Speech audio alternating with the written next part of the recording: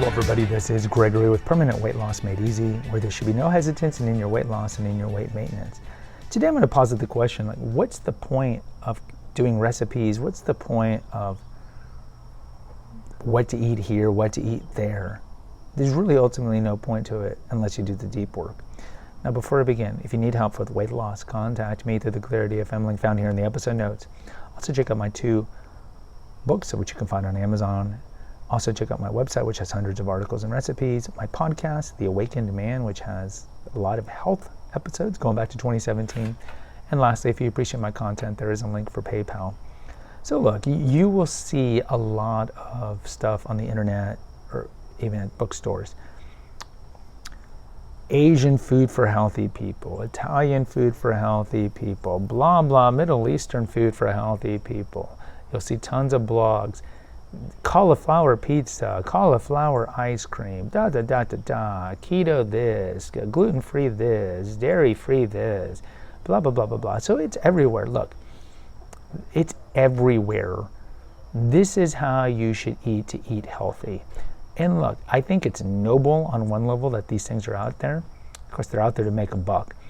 But ultimately, kind of like what I've talked about with Weight Watchers, how Weight Watchers is a gigantic scam because they know that in the long run, even if you're successful using their plan, when they regain the weight, which inevitably 80% of people do, they don't blame Weight Watchers' plan, they blame themselves. So they come back to Weight Watchers. So I mean, it's a beautiful business model that works. So yeah, look, you can have recipes, healthy Italian food, healthy Mexican food. I have even episodes here like what to eat when you go to an Asian restaurant, what to eat when you go to an Italian restaurant, what to eat when you go to a Mexican restaurant.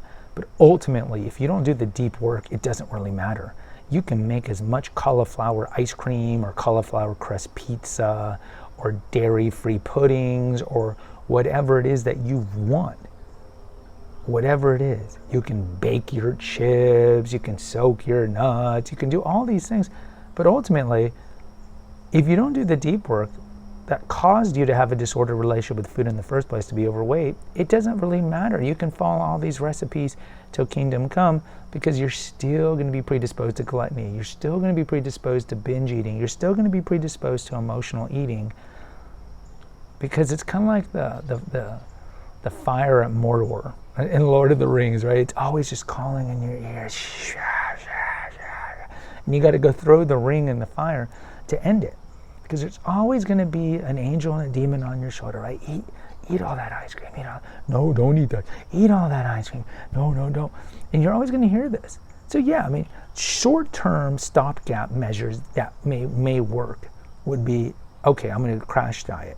Okay, I'm going to fast.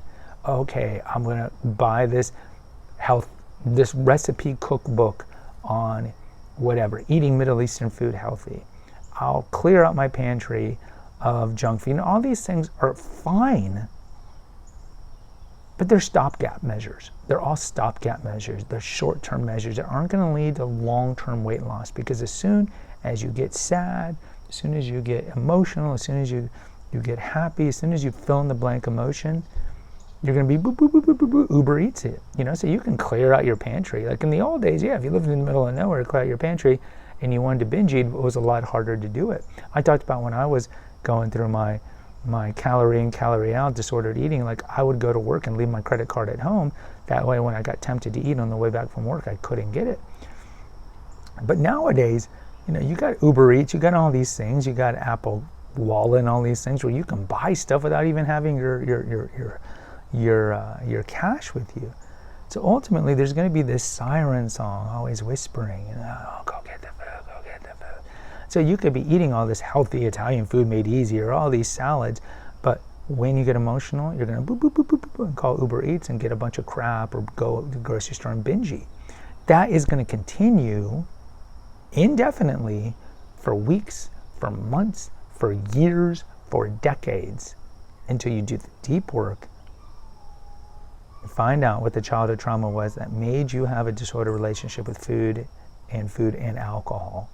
Because until you do that, it's like undertow in an ocean. I know I'm using a lot of these analogies. Undertow in an ocean, right? You're swimming to get back, but the undertow is pushing you back. It's pushing you back. You're not making any progress.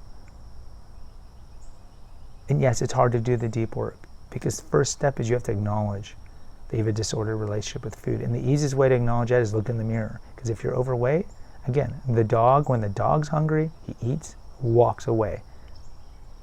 And I didn't do that when I was a kid, and you're not doing that now.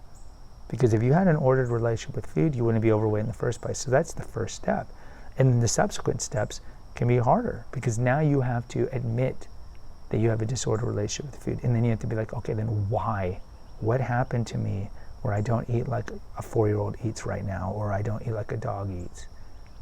And that sometimes opens a door that you don't want to open, because that could be childhood trauma of neglect or abuse or things like that.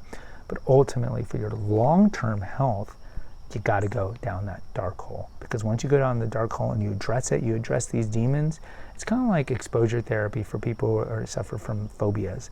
You have to confront your fear of heights. You have to confront your fear of whatever. Until you do that, you're just going to be paddling and paddling and paddling. So yeah, get all your recipe books, but understand it's great to eat healthy. But until you do the deep work, it's a good kind of noble intent to eat healthy and have all these great recipe books, but ultimately you're always going to lapse and lapse and lapse until you do the deep work. Guys, post in the comments. I'd love to hear from you. Hit the notification, subscribe button. Until next time, take care, God bless, and pray.